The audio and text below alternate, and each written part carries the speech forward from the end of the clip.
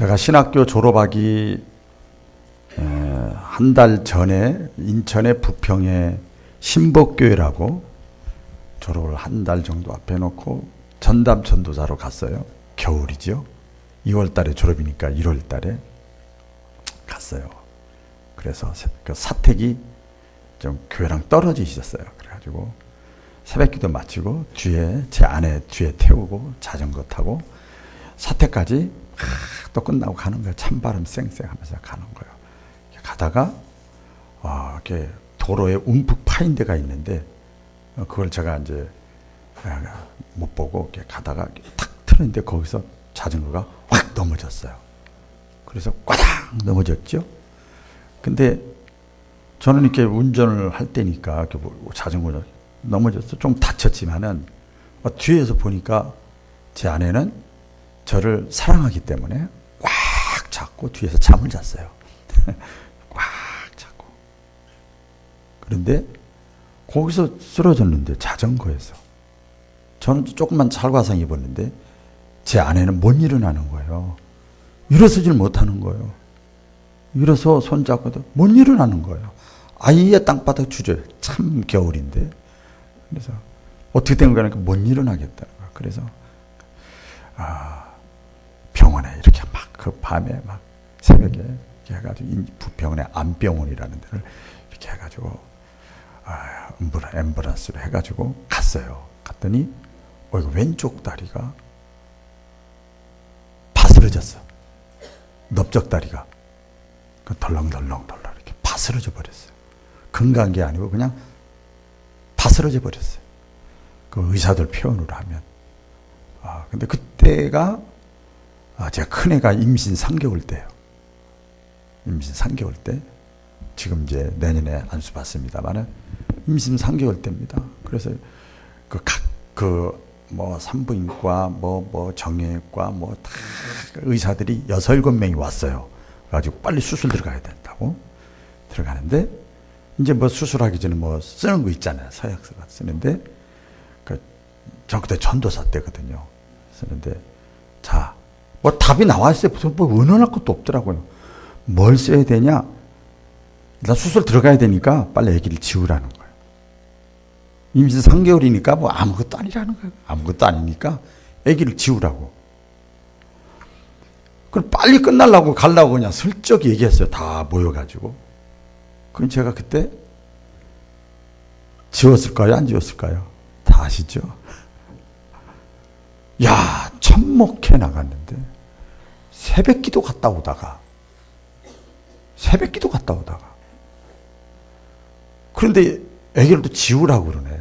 그렇지 않으면 약을 너무 많이 쓰고 병원에 오래 입원해야 되기 때문에 이 대퇴부이기 때문에 다시 재발될 수도 있고 뻐그러질 수도 있고 수술을 깊게 하기 때문에 애가 기형아가 나오고 산모도 위험하고 막 최고 잘 돼야 기형아가 나온대요.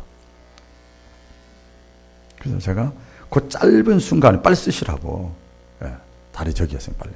그때 그 짧은 순간에 우리는 시간에 이렇게 있잖아. 24시간이 그 짧은 순간에 내가 하나님 앞에 어떻게 해서 내가 여기까지 목회하겠다고 첫 출발인데 그래서 기형아가 나든 어떻게 되든 이게 나에게 주어진 십자가다. 나 이제 하나님 앞에 갈등을 겪고 내가 목하겠다고 뛰어들었는데 첫 번째 얘기 온 거예요. 그래서 제가 하겠다고 사인하겠다고. 아기를 지우지 말고 수술하도록 이렇게 제가 사인을 했어요. 질문 사항에. 그랬더니 한두 명이 그 의사들이 요새 젊은 전도사인지 모르고 목사인 줄 알아요. 젊은 목사들이 이렇게 개념이 없으니 말이야. 그러면서 화를 내고 어떤 사람은 야단치고 말이야. 저는 사람같이 보지도 않아요. 다 가는 거예요. 이거 대책이 없다는 거지. 산모가 위험한데 또 별소리 다 해요. 그 짧은 시간 안에 그렇게 했어요. 그래서 수술을 했죠. 지우지 않고 했어요. 그런데 그래서 제가 있던 모교회 인천 모교회에서도 그 사실을 알고 새벽마다 금요일마다 기도 제목 올려놓고 하고 처음부터 부임해 간 그 교회에서 그 사실을 아니까 계속 기도하고 대수술을 하는데 수술을 하고 신학교 졸업할 때도 그래서 못 왔어요. 못 와서 가운 제가 갖고 와가지고 입혀주고 병실에서 사진 찍고 그랬어요. 못 왔어요. 병원에 있었어요. 병원에서 6, 7개월을 있었어요. 그때 소대변을 받아내고 다 오랫동안 그렇게 했어요. 왜 서두에 이 말씀을, 사실 이건 설교 말씀 준비하면서 전혀 생각지도 않았는데 여기서 준비기도 하다가 이 말씀이 딱 감동이 와서, 누구에게 이게 은혜가 갈지 저는 모르겠어요. 감동이 와서 간증을 합니다. 근데 그때 제 아내가 그 병원에서 6, 7개월 있으면서 그 모든 걸 다 알죠. 그때 성경을 많이 읽어서, 할 게 성경 읽어밖에 없잖아요. 성경 많이 읽고, 저도 그때 삶과 죽음과 하나님의 역사 이런 걸 그때 체험했어요. 그러니까 굉장히, 또 양쪽 교회에서 믿음 조금 약한 사람들은 새벽 기도 갔다 오다가 그랬다고. 하나님이 어디 있냐고 또 부정적으로 얼마나 많이 하는지. 그 애가 내년에 이제 안수받고. 근데 그때 제 아내도 저도 굉장히 힘들었어요. 인간적으로는. 근데 그게 화가 변하여 복이 된 거예요. 그게 알고 봤더니 하나님이, 이게 오해 없으면 안 돼요. 오해 들어가. 하나님이 저에게 하프타임의 기회를 주신 거예요. 다시 업그레이드가 된 거예요. 제 아내는 아내대로, 저는 저대로 업그레이드가 됐어요. 그 행정이나 이 경영 단계에 보면 기획이라는 것이 있어요. 기획. 그때 막 눈에 닥치는 대로 계획 세우는 거는, 이거는 소규모 구멍가게고, 기획이라는 것이 있어요. 기획. 사업하는 분들이나 국가를 운영해 나가는, 그 공동체를 이끌어가는 분은 기획을 합니다. 기획은 몇 가지 단계가 있어요. 제일 처음에 목표를 설정하는 거예요. 그 다음에 대안을 탐색하는 거예요. 어떤 것이 가능한가 탐색해요. 그 다음에 이제 대안을 선택하는 겁니다. 이게 최선이든 차선이든 선택해요. 그 다음에 네 번째는 실행에 옮깁니다. 실행에 옮겨요. 그 다음 실행을 다 옮긴 다음에 뭘 하는가? 맨 끝에 가서 평가를 합니다. 평가. 이게 이제 순환돼야 잘못한 거 다시 고치고, 잘한 거 더 살려나가고, 여기 기획 단계거든요. 그 인생이든 기업이든 어디든 다 마찬가지예요. 그 과정을 한번 해보고 또 안 되면 또 이렇게 되고, 평가라는 것이 굉장히 중요하죠. 어떤 사람이 책을 읽었다 그러면 학교 옛날에 꼭 뭘 쓰라 그런가 하면 독후감을 쓰라고 그래요. 독후감을 써야, 그냥 읽을 때는 다 그게 그거지만 독후감을 써야 그 책의 내용이 내 것으로 다시 나에게 적용시켜서 다가오거든요. 독후감이라는 거 중요하죠. 또 군인들도 보면, 제일 처음에 여기 나이가 성년이니까, 뭐 청소년 지났으니까, 미성년 지났으니까 그냥 막 자대 배치하는 게 아니에요. 훈련소에 가서 훈련을 받습니다. 그렇죠? 훈련을 받은 다음에 자대 배치되는 거예요. 훈련소 그 과정이 있죠.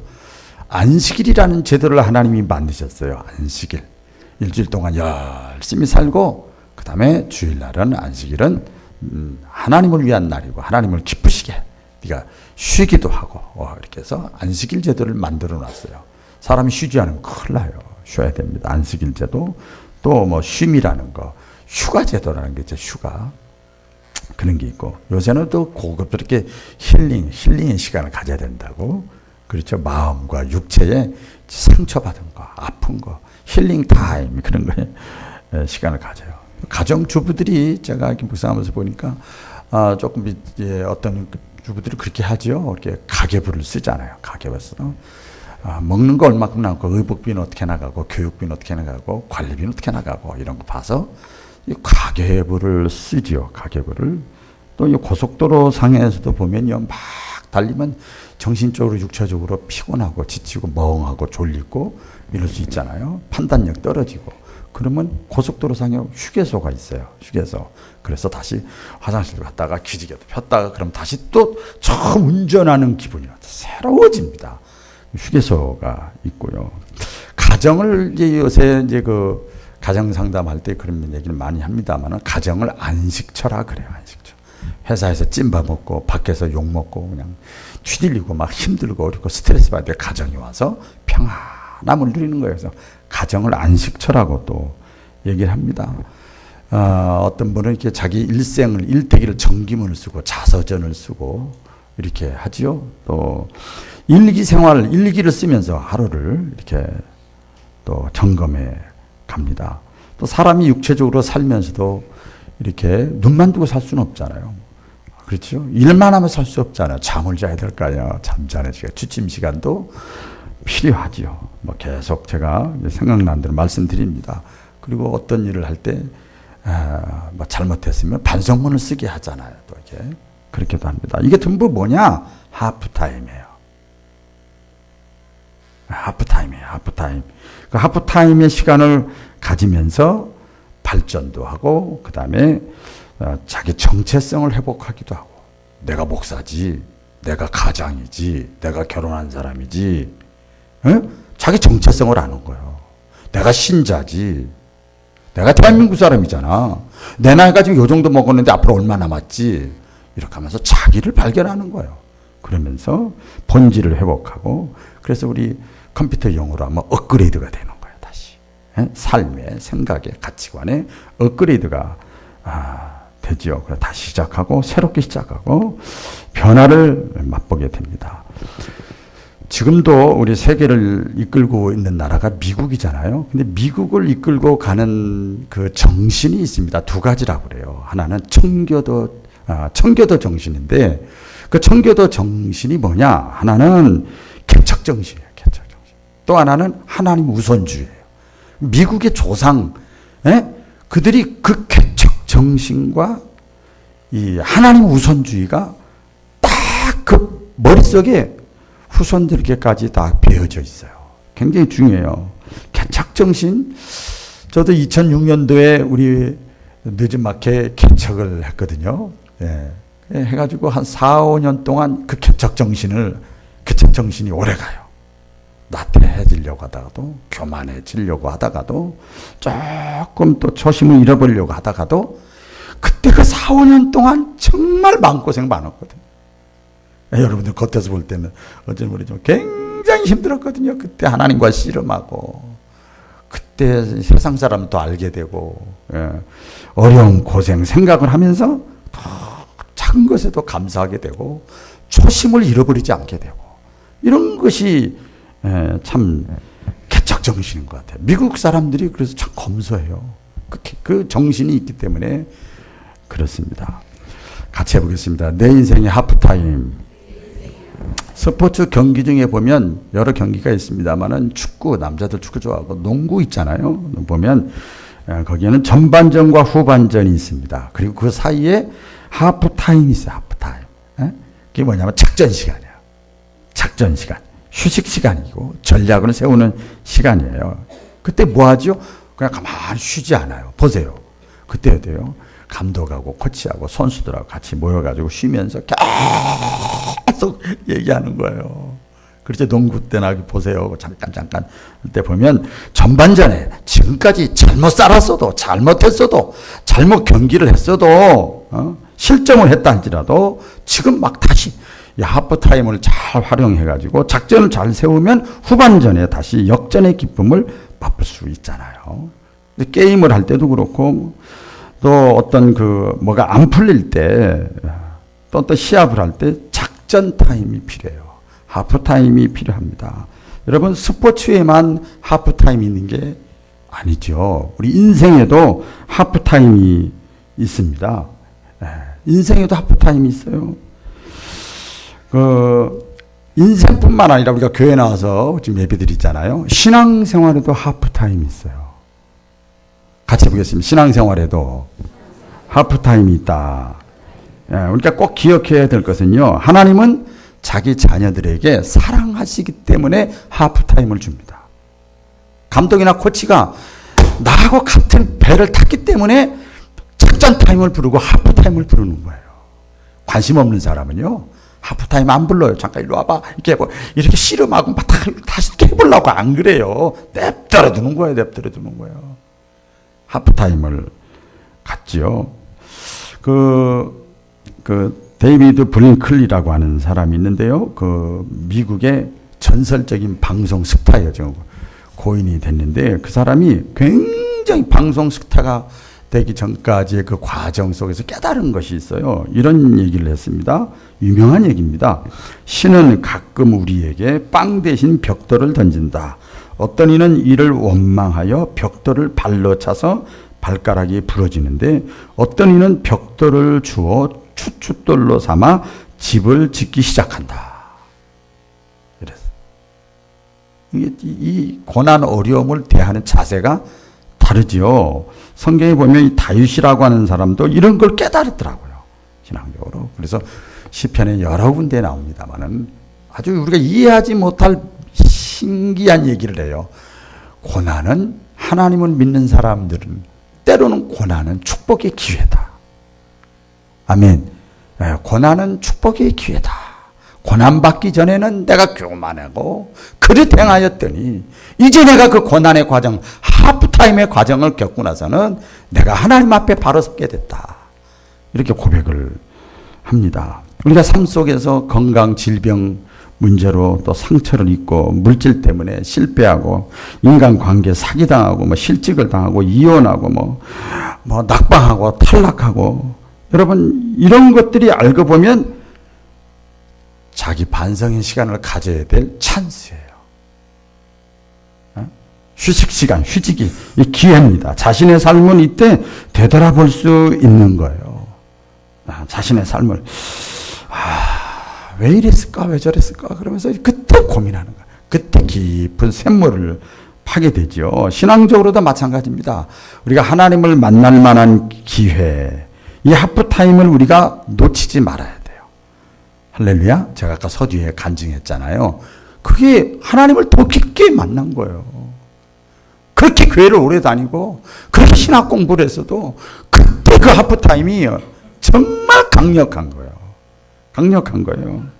그걸 활용하면 다시 회복되고 새로워질 수 있고 다시 시작할 수가 있습니다. 성경에 보면 이런 분들이 엄청 많아요. 요나도 자기 교만해가지고 자기 마음대로 주에 일하겠다는. 아니 하나님이 말씀한 대로 해야지. 설계대로 집을 져야지. 자기 하고 싶은 대로 신앙생활을. 그러면 안 되거든요. 주일 안 한 것도 아니야 요나가. 그러다가 고기 뱃속에 바닷속에 쏙 들어가가지고 거기서 하프타임을 시간을 갖는 거예요. 요나가 그랬더라고요. 베드로도 보니까 큰소리 당당 치고 자기 뭐 믿음 좋은 것처럼 그렇게 하더니 자그마한 것에 쑥 넘어지더라고요. 그렇죠? 3번이나 예수님을 부인하고 누가 그럴 줄 알았어요? 요새 말로 하면 장로님이 목사님이 기도하는 권사님이 어떻게 그럴 수 있어? 이런 거랑 똑같아. 수제자가 어떻게 그럴 수 있어? 다시 갈릴리 바다로 가서 난 아무것도 아니다. 내가 무슨 제자냐? 내가 무슨 신자냐? 그래서 자기 옛날로 돌아가. 그게 하프타임이야. 가장 겸손해지고 나자. 그 과정을 통해서 새롭게 하나님이 예수님이 사용하시잖아요. 많아요. 에스더도 보니까 민족의 어려움을 통해서 내가 죽으면 죽으리다. 내가 그다부터라도 금식할게. 금식기도 하고 야곱도 자기가 인생을 살면서 약삭 빠르게 살지만 나중에 고향에 대한 그리움이 그것이 강력하게 와서 약복강 나루토에서 환도뼈가 부러질 정도로 밤새도록 기도한 그 과정, 그게 하프타임 시간이에요. 그게 하프타임 시간 많아요. 모세도 이스라엘 백성 이끌고 나가는데 왜 이렇게 말을 안 들어? 그래서 힘들어가지고 막 화를 냈잖아요. 도저히 안 되니까 시내산에 올라가 버렸어요. 작정하지도 올라가지도 않았는데 그냥 40일 동안 안 오니까 백성들이 또 막 그때 모세가 40일 동안 시내산에 가실 그 시간이 하프타임이요. 하프타임. 다니엘 기도에 우리가 이해하죠. 다니엘도 마찬가지입니다. 민족 백성들이 그렇게 우상숭배하고 하나님의 마음에 들지 않게 살고 그렇게 외쳐도 듣지 아니하고 너무 안타까워서 차라리 내가 선지자 안 하고 말지. 왜 씨알도 안 먹혀. 이런 거 저 목해보니까 좀 이해가 가더라고요. 그러니까 너무 괴로우니까 내 힘으로 할 수 있는 게 아무것도 없다는 걸 알고 3주간 작정 기도를 하고 기도하잖아요. 이게 다니엘 세일의 기도입니다. 그때 거기서 3주간 금식 기도하는 게 다니엘이 하프타임 시간을 갖는 거예요. 이런 것들이 참 많이 있더라고요. 어떤 사람은 50대, 60대에 들어가서 하프타임을 갖는 사람도 있습니다. 그래서 껄껄껄하지요. 진작 가졌으면 좋았을 텐데 아쉬움이 있죠. 그런데 늦지 않았어요. 옆에 사람과 인사 나누겠습니다. 아직 늦지 않았습니다. 20, 30대 청년들은요, 내가 벌써 하프타임을 가져? 나이 들고 노인네들이나 그렇게 하는 거지 생각할지 모르지만 안 그래요.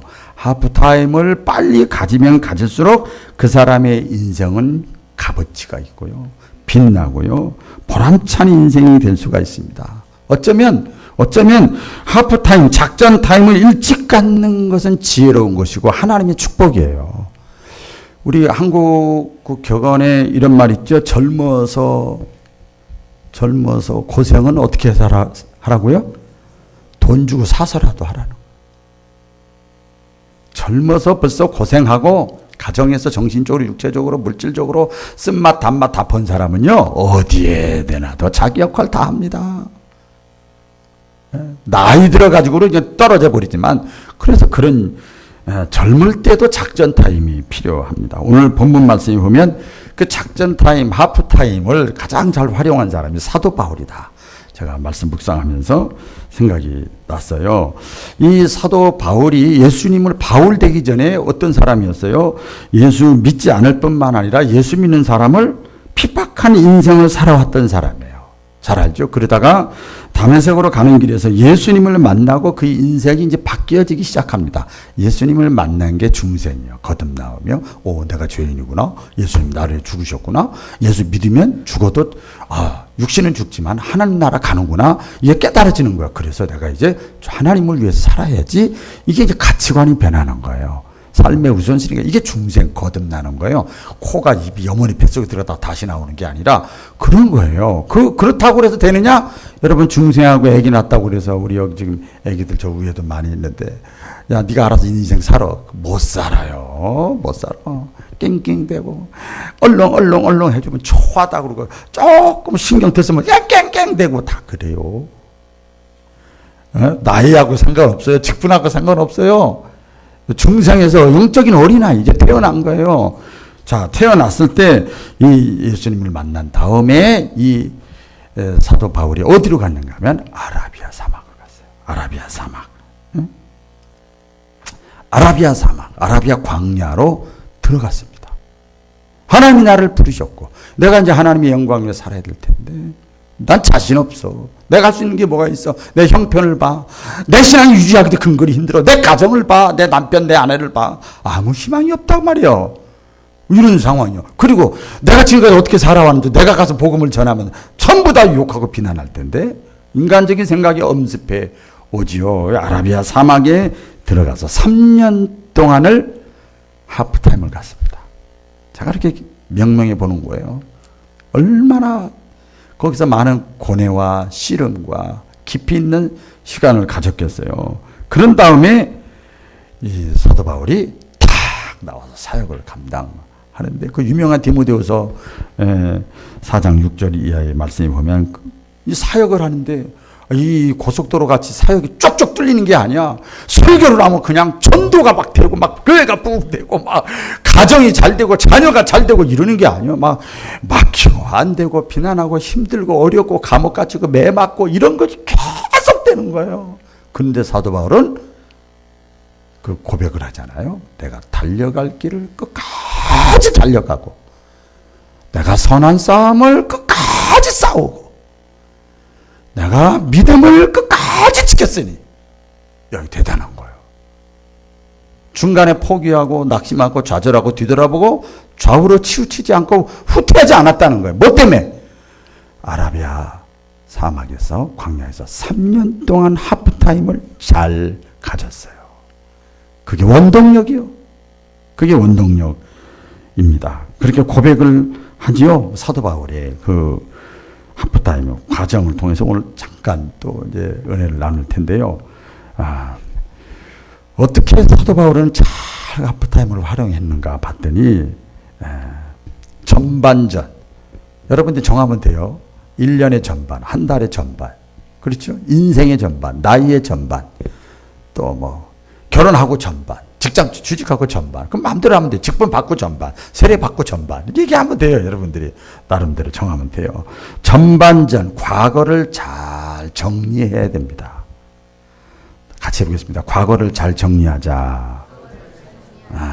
그래서 전반전에서의 나의 실패와 잘못된 과오를 어떻게 해야 되느냐? 인정해야 됩니다. 이게 제일 중요해요. 내가 나를 안다는 게 제일 어려워요. 인정할 수 있어야 됩니다. 바울도 자기의 실패와 과오를 솔직하게 인정합니다. 그런데 막 변론할 때 보면 또 사도 바울이 자기 얘기잖아요. 자기도 나름대로는 그동안 어떻게 했어요? 유대인 율법주의자이기 때문에 나름대로는 하나님을 잘 믿는다고 그랬어.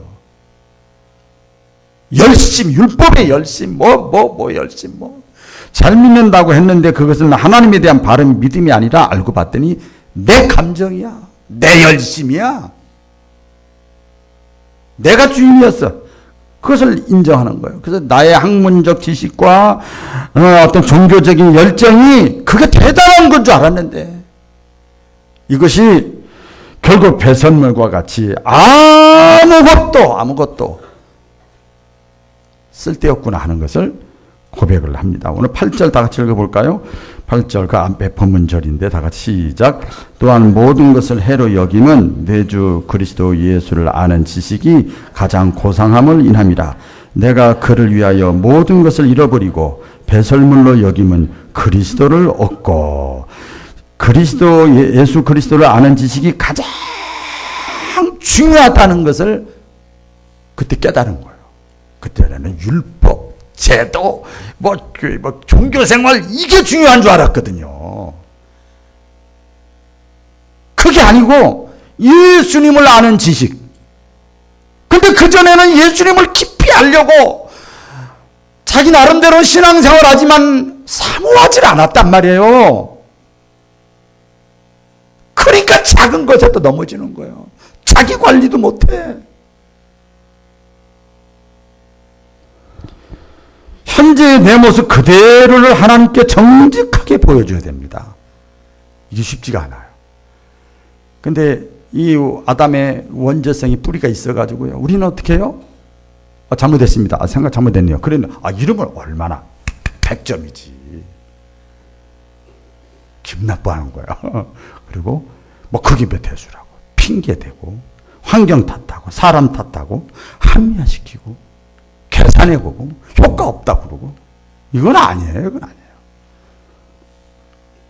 찬송가 214장에 보면 제가 부를까요 말까요? 이제 보면은 나주의 도움 받고자 찬양이 있어요. 그 보면 내 힘과 결심 약하여 늘 깨어지기 쉬우니 4절에는 내 주님 서신 발 앞에 나 꿇어 엎드렸으니 엎드리는 거야. 구부리는 거야.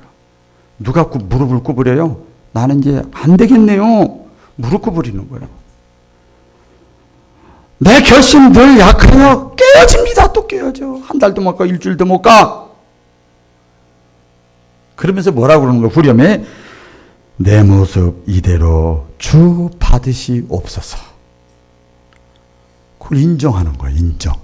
과거 우리가요 하프타임을 잘 활용하려면 나의 부족함을 인정하는 거예요. 자신의 어떤 잘못, 실패, 실수 이것을 고백하고 인정하는 거야. 인정하는 거야. 지금까지 과거에 내가 이렇게 살았구나. 이렇게 행동했구나. 이 하프타임 이후에 이것을 인정할 때 어떤 새로운 기적, 새로운 삶을 시작할 수 있는 가능성이 있는 거예요. 예수님 뭐라고 그랬어요? 어떤 사람에게 의사가 필요하다고 그랬어요? 자기가 어떻다고 인정해야 돼요? 자기가 병들었다고 인정해야 돼요. 나 병 안 들었어. 내가 뭐가 부족해. 이러면 지금 의사가 필요 없는 거예요. 병원에 갈 필요도 없어요. 똑같죠. 자기 자신을 그 잘못된 인정할 때 새로운 역사를 이룰 수 있는 가능성이 열려지는 겁니다. 사도 바울은 그 하프타임을 활용할 때 그 두 번째 보면 전반전에서 잊어버려야 될 것을 잊어버렸어요. 뭐 끌고 다녀요, 그걸. 안 좋은 거, 실패한 거, 잘못한 거, 부끄러운 거, 수치스러운 거, 생각이 짧았던 거, 분노했던 거, 이런 거 다 있잖아요. 우리 다 있잖아요. 그걸 과감하게 잃어버려야 돼요. 지난 날을 잃어버린다고 고백을 합니다. 12절 말씀에 보면 이미 얻었다 함도 아니요 온전히 이루었다 함도 아니라 오직 예수께 잡힌 바 된 그것을 잡으려고 달려가노라. 오직 예수께 잡힌 바 된 그것, 그게 뭐예요? 아라바의 사막에서 하프타임을 할 때 야 이렇게 하면 돼. 그걸 잡는 거야. 야 이렇게 하면 된다니까. 그걸 딱 잡은 거예요.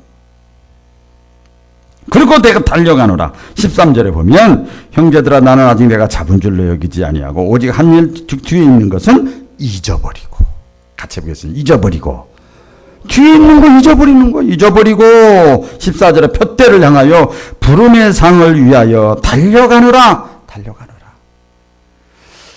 그 한 사람 여기 벌써 다 우리 형기 청년이 잘 해놨는데 이 시대의 지성으로 불리는 이어령 전 문화부 장관 있잖아요.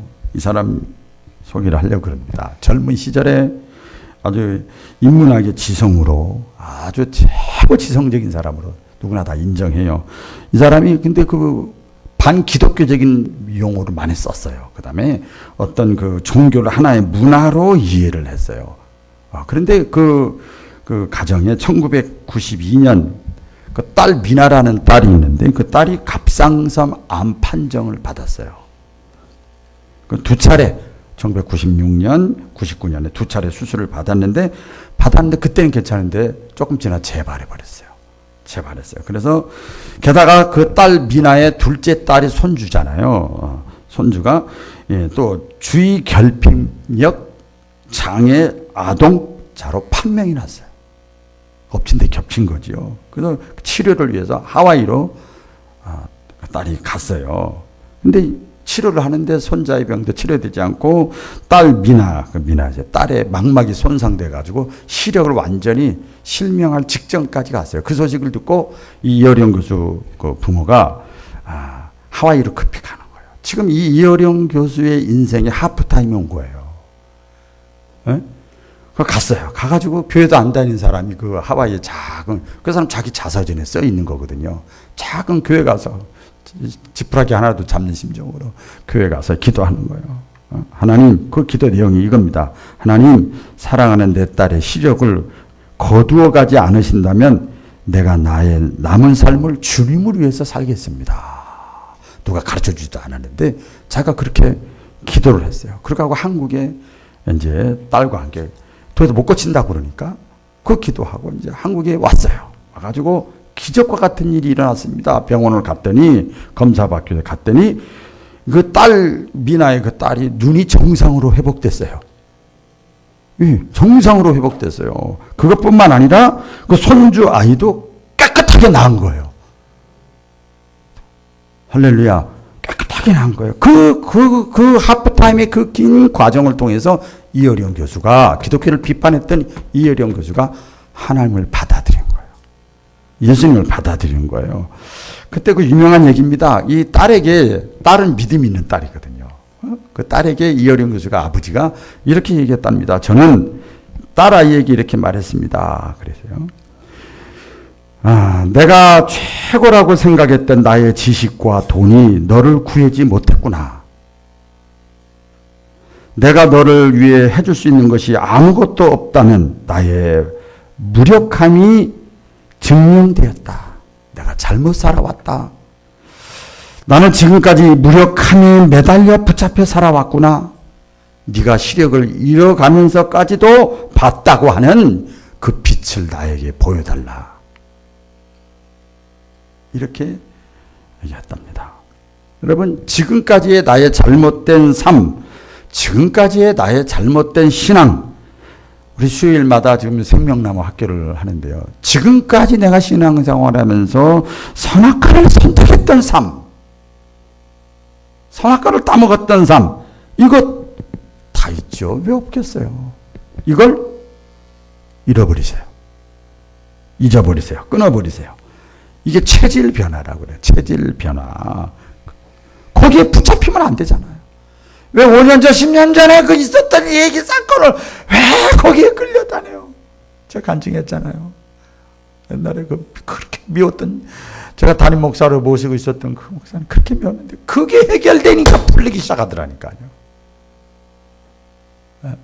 막혀 바뀌는 거예요. 모든 게 바뀌는 거예요. 끌려다니면 안 돼요. 라이프 스타일을 바꿔야 됩니다. 체질 변화, 체질, 언어도 바뀌고 행동도 바뀌고 태도도 바뀌고 가치관도 바뀌고 우선순위도 바뀌고 습관도 바뀌고. 아멘. 하프타임의 과정을 통해서 이어리온 교수와 같이 완전히 바뀌는 거예요.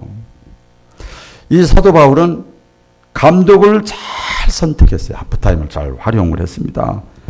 감독을 하프타임을 잘 하려면 감독이 중요하죠. 감독.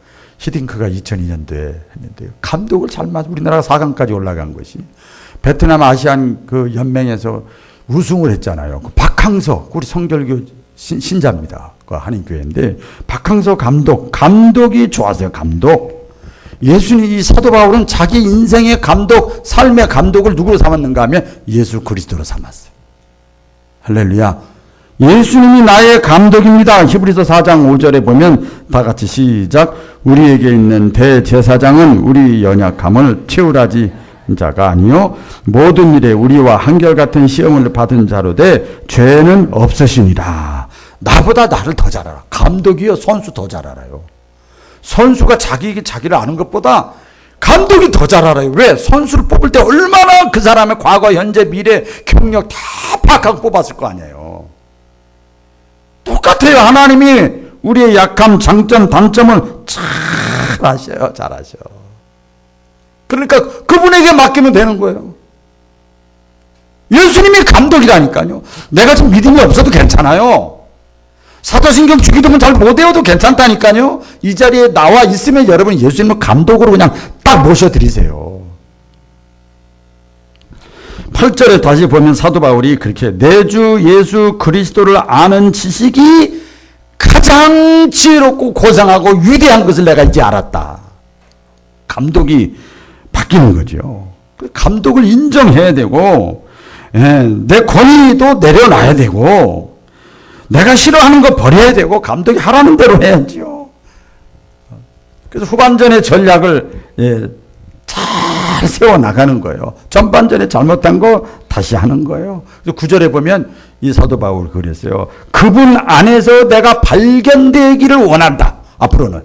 내가 생각하고 내 인생의 경험, 노하우 얼마나 알겠어요. 그런데 내가 생각지도 못한 내 모든 지각에 뛰어나신 하나님께서 내 인생을 이끌어 가신다는 거예요. 깊은 속을 우리가 어떻게 알아요? 모르지요.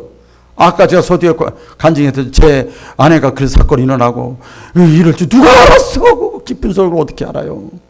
하나님이 사랑하시기 때문에 그런 겁니다. 잠언 16장 3절에 보면 너의 행사를 여호와께 맡기라. 그리하면 너의 경영하는 것이 이루어지리라.